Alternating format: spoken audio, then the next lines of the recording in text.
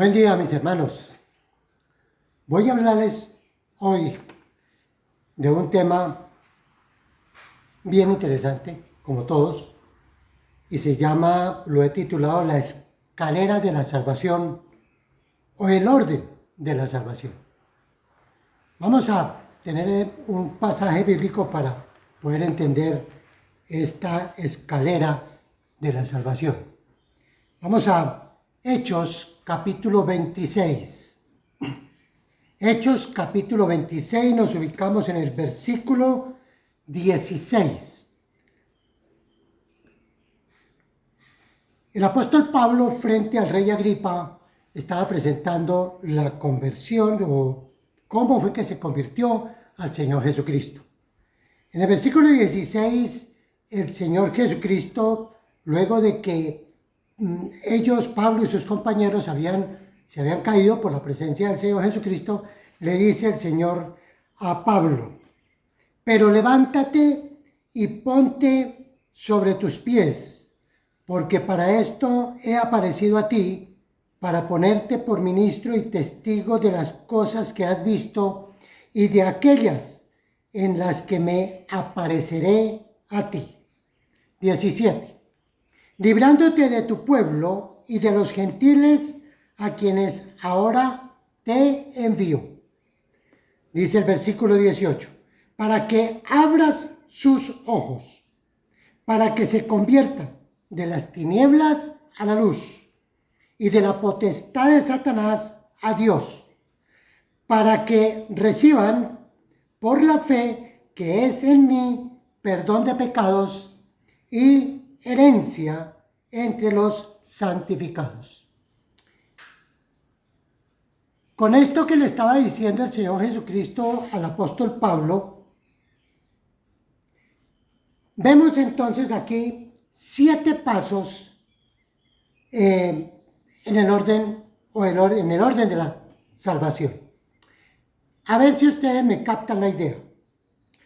Vamos a hacer, los que les parece escribir o no, vamos a hacer una escalera, no tipo escalera de peldaños atravesados, sino escalera tipo de edificación, de obra civil, para que lo entendamos, como las pirámides, una escalera, luego el otro, como una pirámide para un lado y otra y del otro lado la escalera, cosa que en la parte de arriba se encuentren las dos escaleras de 7 peldaños. Espero que me haya captado la idea. En el primer piso vamos a escribir al lado izquierdo la palabra enviar. Dice aquí en el versículo 17, el Señor Jesucristo, vuelvo a repetirlo, librándote de tu pueblo y de los gentiles a quienes ahora te envío. Primer paso, o el primer piso, enviar. Vamos, entonces, resulta que para poder llevar el Evangelio a nosotros, los que ya hemos recibido al Señor Jesucristo, somos enviados. Inmediatamente nosotros creímos, ya todos somos enviados. ¿A qué? A predicar el Evangelio. Vemos en el lado contrario de la escalera, es decir, para el otro lado, en el primer piso escribamos Evangelio. Y así poco a poco voy dando para que lo entendamos. Entonces, al enviar, vamos a predicar el Evangelio. Vemos en Hechos capítulo 1, versículo 8.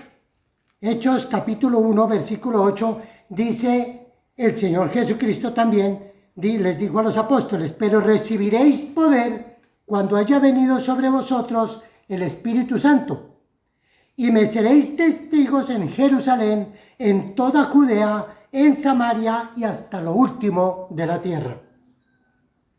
Vemos que el Señor Jesucristo está enviando, es decir, a cumplir una misión. Por lo tanto, también todos somos misioneros. Todos, a partir de conocer, recibir a Cristo, recibir el Evangelio por gracia, entonces todos somos misioneros, somos enviados a llevar la palabra de Dios. Es importante conocer que no solamente son los misioneros aquellos que se van lejos del país a llevar la palabra a otros países porque tal vez ellos tienen muchas necesidades, pero las necesidades las tenemos en nosotros, alrededor. Por eso dice el Señor Jesucristo en este pasaje que sean testigos de Él en Jerusalén, tomando a Jerusalén como nuestra casa. Luego dice en Judea, entonces está precisamente los del barrio, los de alrededor de la manzana. Aquí en esta vereda sería alrededor de nuestras fincas o en este municipio donde me encuentro. Luego dice a Samaria, bueno, entonces un poquito más lejos, está cerca las poblaciones. Allá los que viven en ciudad, está cerca entonces el barrio. Llevar el evangelio. Y luego dice, al final dice hasta lo último de la tierra. Ah, bueno, entonces llevémoslo, ya que hemos evangelizado todo nuestro sector, ahora sí podemos ir a otras ciudades. No necesariamente tiene que ser fuera del país, no necesariamente tiene que ser fuera de nuestra ciudad o nuestro pueblo, sino lo máximo que podamos extendernos. Bueno, ya después de que tengamos todo evangelizado, podemos seguir avanzando más lejos. En el segundo peldaño vamos a ver el segundo paso. Abrir los ojos. Dice ahí en el versículo 18 de Hechos capítulo 26, versículo 18, el propósito por el cual somos enviados, o fue enviado Pablo. ¿Para qué? Propósito, abras sus ojos. No los ojos de Pablo. Era abrir los ojos de aquellos que no conocen el Evangelio. Vemos precisamente allá en Juan, capítulo 9, versículo 41. Dice, Jesús le respondió, recordemos que le estaba hablando el Señor Jesucristo a ese ciego de nacimiento, después que se lo encuentra en el templo y luego de conversar con los fariseos también les dice, Jesús le respondió, si fuerais ciegos, diciéndole a los fariseos, no tendríais pecado, porque ya le habían dicho, pero entonces nosotros también somos ciegos. Y dice, pero ahora, o más ahora, porque decís, vemos, vuestro pecado permanece. Mal le hubieran sido ser ciegos, que no conocen al menos tanto pecado como el que ya puede ver. Eso nos da a entender entonces, en el abrir los ojos, al frente le escribimos, en el segundo escalón, tiene que haber, para cuando uno abra los ojos, debe haber una regeneración, sería la palabra para ahí. Es decir, tener un nuevo nacimiento. Si nosotros no tenemos un nuevo nacimiento, no tendríamos la oportunidad de la vida eterna. El abrir los ojos una vez, conozcan del Evangelio, es responsabilidad de la persona nacer de nuevo. El Señor Jesucristo bien le dijo a Nicodemo, es necesario nacer de nuevo. Juan capítulo 3. Si no llegamos a ser nuevas personas, a tener esa regeneración, nosotros nos quedamos sin abrir los ojos, porque no conocemos entonces del Señor Jesucristo. En el tercer renglón viene otro propósito, o mejor, en el tercer paso de salvación, que es en el tercer piso, o en el tercer escalera, mejor. Dice otro propósito, según Hechos 26, 18, para que se conviertan. Bueno, entonces somos enviados para que abra los ojos de aquellos inconversos, para que se conviertan. Vemos por allá en Joel, capítulo 2, versículos 12 y 13. Joel, capítulo 2, versículos 12 y 13. Pero por eso, pues, ahora, dice Jehová, convertíos a mí con todo vuestro corazón, con ayuno y lloro y lamento. Rasgad vuestro corazón y no vuestros vestidos, y convertíos a Jehová vuestro Dios, porque misericordioso es y clemente, tardo para la ira, y grande misericordia y que se duele del castigo. Dijo Jehová Dios en el principio: convertíos con todo vuestro corazón. Vuestro corazón es el verdadero arrepentimiento. No dice que con todo vuestro intelecto, con lo que a usted le parece. Porque vemos entonces, escriban en el escalón del lado derecho, escriban conversión genuina. Y eso es precisamente lo que Jehová Dios está diciendo aquí en Joel, que debemos arrepentirnos con todo vuestro corazón. Un arrepentimiento genuino. No debe ser un simple remordimiento. Veamos precisamente ahí en Juan, en 2 Corintios capítulo 7, versículo 10. Y podemos entender lo que es el remordimiento y lo que es el arrepentimiento genuino. 2 Corintios 7:10 dice: porque la tristeza que es según Dios produce arrepentimiento para salvación, de que no hay que arrepentirse, pero la tristeza del mundo produce muerte. Aquí vemos que esa tristeza, en el principio, cuando dice porque la tristeza, la palabra es metanoia en el griego original. Y metanoia quiere decir arrepentimiento. Y si lo comparamos con la segunda parte al final, que dice, pero la tristeza del mundo, esa tristeza, la palabra es metamelonai. Las dos palabras son diferentes, pero parecidas. Esto nos da a entender con la primera tristeza, que es el arrepentimiento genuino de pecados frente a Dios. De que no hay que arrepentirse porque los ha confesado y ya no tiene que volver atrás por lo que ha confesado ante nuestro Padre Dios para que Él lo perdone. Pero en la tristeza del mundo que produce muerte, metamelonai, está diciendo es un remordimiento por algo que cometió, un pecado, lo que haya sido. Perdóneme, me arrepiento de haber cometido ese pecado y ya, así de sencillo. Ahí no hay arrepentimiento. Muchos dicen, no, yo ya confesé mis pecados, pero van de pronto ante Dios y le dice, perdóneme Dios, usted sabe todos mis pecados, conoce los pecados que he cometido desde el principio hasta ahorita, usted lo sabe más que yo, perdóneme. Ahí hay arrepentimiento. Ahí es un remordimiento por lo que hizo, pero no está genuinamente arrepentido. Y Dios quiere arrepentimiento de corazón. Él no quiere que se remuerda la conciencia. Porque usted, si es así, estaría al momento cometiendo lo mismo y le da lo mismo. Y más tarde vuelve y comete otro pecado y afecta a más de uno y no le importa. De pronto ni se vuelve a arrepentir. En el sentido de remordimiento. El arrepentimiento genuino es llegar humillado ante los pies del Señor Jesucristo y reconocer cuánto pecado ha cometido en su vida, o por el pecado que usted cometió ahora.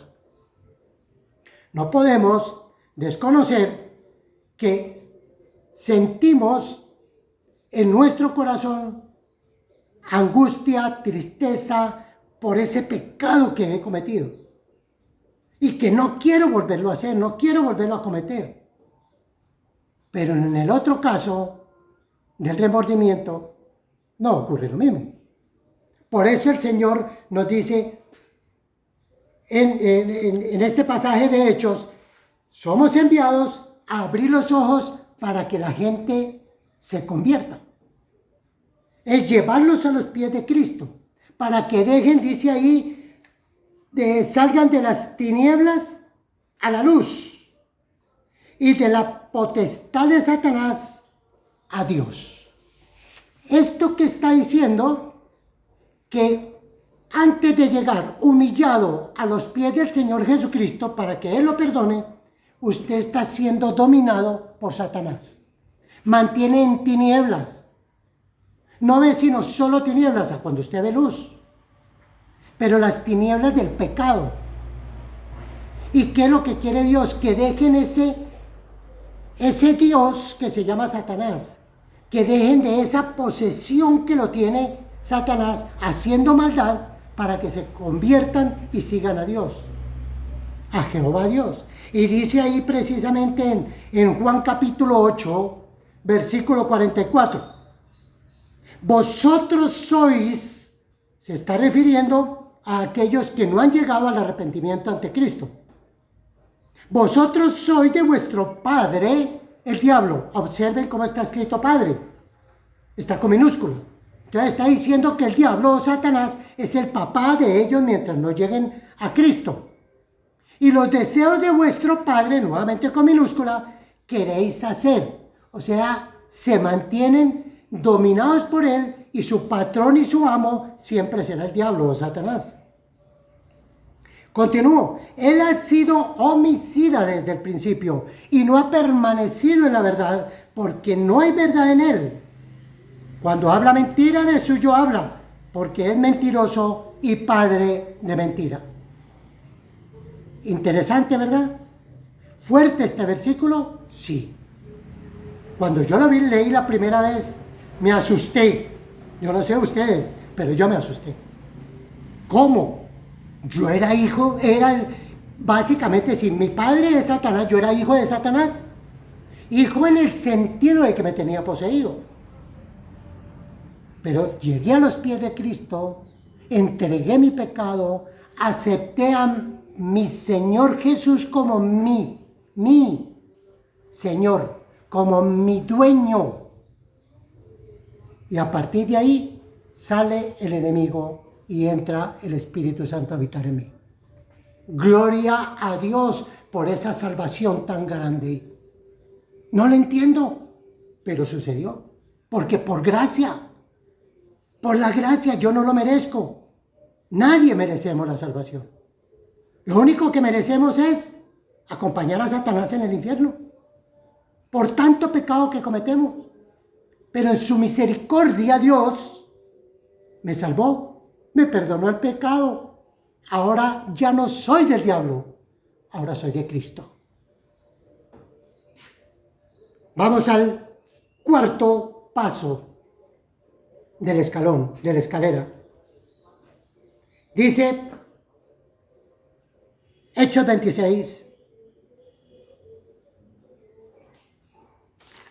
Hechos 26, versículo en el 18, al final, estamos terminando con el 18, para que reciban por la fe. Otro propósito. Para que reciban por la fe. Reciban por la fe, nos está diciendo aquí el Señor, es que después de haber conocido, sigo repitiendo hacia atrás, y voy a estar repitiendo para poder entender un poco estos pasos. Si ya se convirtieron, para convertirse fue porque recibieron por fe. ¿Recibieron por fe qué? Vemos allá en Efesios capítulo 2, versículo 8, dice, porque por gracia sois salvos por medio de la fe, y esto no de vosotros, pues es don de Dios. Recibimos la gracia. Les decía antes, no lo merecemos, pero Él se glorifica dándome la gracia. Eso es un don de Él, eso no me pertenece. La fe tampoco me pertenece. La fe me la dio Dios para yo creer en el Señor Jesucristo, creer y tener esperanza de la vida eterna. Él fue el que me dio la fe, como me dio la gracia para yo creer. No es posible que en mi fe humana, me lleve a conocer a Dios. Mire, Dios no quiere que hagamos nada. Él, aún así, me dio la fe para yo creer en Él. ¿Cómo le parece? Es interesante ver que Dios hace todo por nosotros, pero no oímos lo que dice la Escritura. No vemos lo que dice la Escritura, sino ahí lo que nos quieran contar. Entonces tenemos que ir frecuentemente a la Escritura. Al frente del cuarto piso podemos escribir fe creer, que es lo que estamos hablando. Vemos en Hebreos capítulo 11, versículo 1, y ahí nos enseña qué es la fe.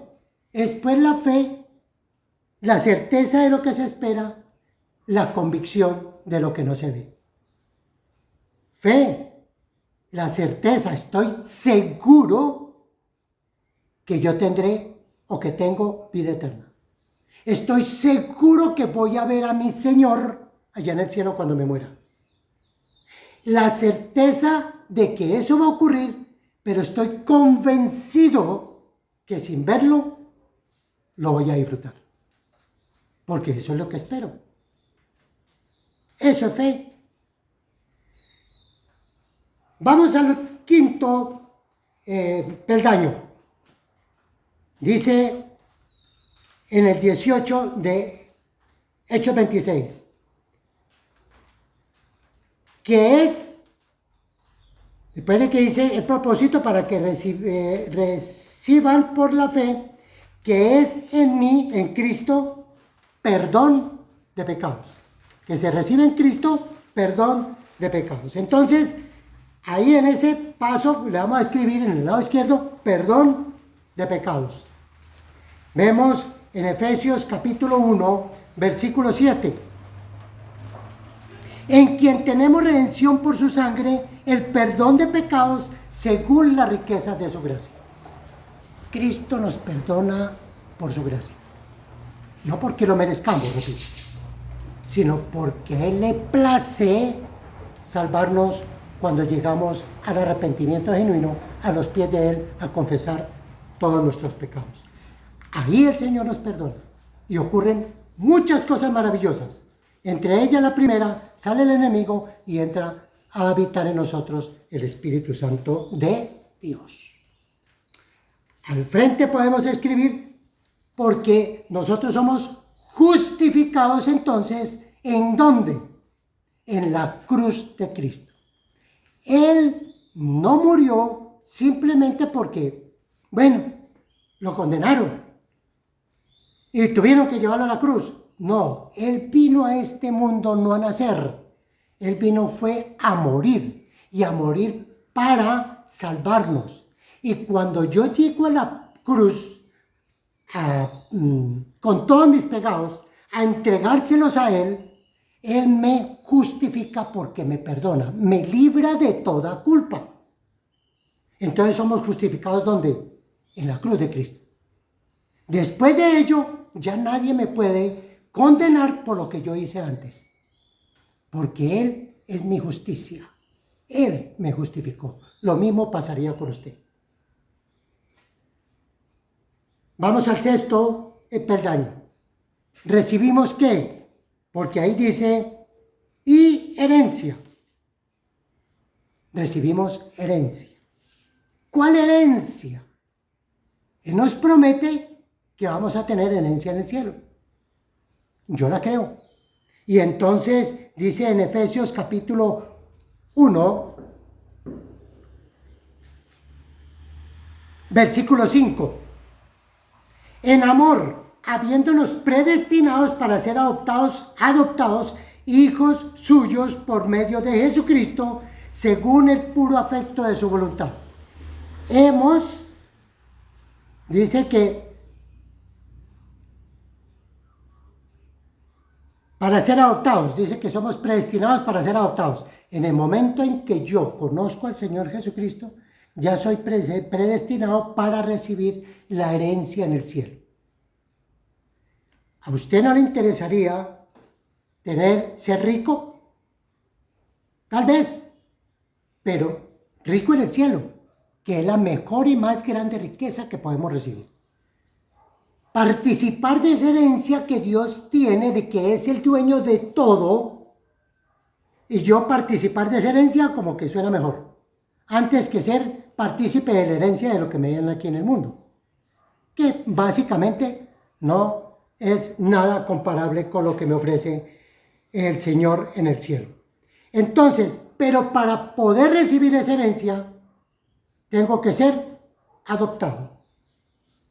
Tengo que ser adoptado. Y el Señor mismo me dice que ya siendo adoptado, porque yo creí en su Hijo, Juan capítulo 1, versículo 12, al creer en Él me da la potestad, el derecho de ser hijo de Él. En el momento en que me da la potestad de yo ser hijo de Él, entonces por ser yo hijo de Él, tengo que recibir herencia. Antes, como yo era hijo del diablo, no recibo herencia en el cielo. Pero el diablo tampoco me dice que va a recibir herencia en el infierno. Él no me ofrece nada, solo condenación. Entonces me voy a acompañarlo a Él, si no hubiera recibido a Cristo, mi Señor Jesucristo. Luego dice, por último, el séptimo paso y último, tenemos santificación. Voy a repasar. Fuimos enviados para que abran los ojos, para que las personas se conviertan, para que reciban por fe el perdón de pecados, que tengamos una herencia y seremos santificados. Recibimos la santificación. Y ahí dice precisamente en Hechos 26 al final, entre los santificados. ¿Quiénes son la herencia entre los santificados? Los santificados son los creyentes en Jesucristo. Muy bien. Entonces vemos allá 1 Corintios capítulo 6, versículo 9. ¿No sabéis que los injustos no heredarán el reino de Dios? Ahí está, los injustos son aquellos que se quedan allá sin ser convertidos. Se quedan con el enemigo. No erréis, dice el Señor. Ni los fornicarios, ni los idólatras, ni los adúlteros, ni los afeminados, ni los que se echan con varones, ni los ladrones, ni los avaros, ni los borrachos, ni los maldicientes, ni los estafadores heredarán el reino de Dios. 11. Y estos erais algunos.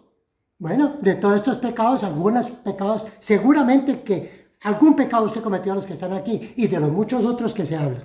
No aquí, sino en otros pasajes. Y esto erais algunos. Yo me incluyo. Mas ya habéis sido, ¿qué cosa? Lavados. Ya habéis sido santificados. Ya habéis sido justificados. 3 veces dice habéis. Es decir, ya son. ¡Qué maravilloso! El Señor Jesucristo nos dice que cuando yo llego a entregar mi pecado, ahora soy. Ya no era. Ahora soy lavado, ahora soy santificado, ahora soy justificado. Él me dice que ya soy santo. Si usted hace lo mismo, ya usted es santo, porque el Señor lo declara santo, es decir, apartado para Él. Ya es santo y es justificado, porque Él pagó en la cruz por sus pecados. Luego dice, en el nombre del Señor Jesús y por el Espíritu Santo de nuestro Dios, porque Él comienza, el Espíritu Santo, a habitar en mí. Al frente encontramos entonces que somos, una vez santificados, glorificados. Nos gusta mucho eso, que seamos glorificados, que recibamos gloria. Y dice ahí en Romanos capítulo 8, versículo 17, y si hijos, también ¿qué cosa? Herederos. Herederos de Dios y coherederos con Cristo. Es decir, que hacemos parte de la herencia de Cristo. ¿Interesante? Y luego dice, si es que padecemos juntamente con Él, para que juntamente con Él, seamos glorificados. Padecemos juntamente con Él, lo seguimos a Él. Él murió en la cruz, yo morí en Cristo. Él murió por mí, gloria a Dios, que quiso morir en una cruz, por mí. Imagínese que Él no hubiera querido, Él lo podía haber hecho, era Dios o es Dios, y se puede haber bajado a la cruz. Pero gloria a Dios que Él quiso morir en la cruz. Y si no, yo no tendría oportunidad de esa herencia ni de ser glorificado. Finalmente, y concluyo con esto. Miren, mis hermanos, ¿a qué nos manda el Señor? A predicar. Miren, mis amigos, ya escucharon este mensaje. Les queda en sus mentes y en su corazón. Pero si no está en su corazón es porque no lo quiere bajar de su mente. Bájelo. Entienda que es importante salvar su alma. Lo está escuchando. Ahora lo hago responsable de lo que usted está escuchando. Y a nosotros, mis amados hermanos en Cristo, es responsable por no predicar la palabra de Dios. Hay mucha necesidad en el mundo. Empiece por su casa. Si ya lo hizo, en su barrio. Si ya lo hizo, un poquito más extenso. Así.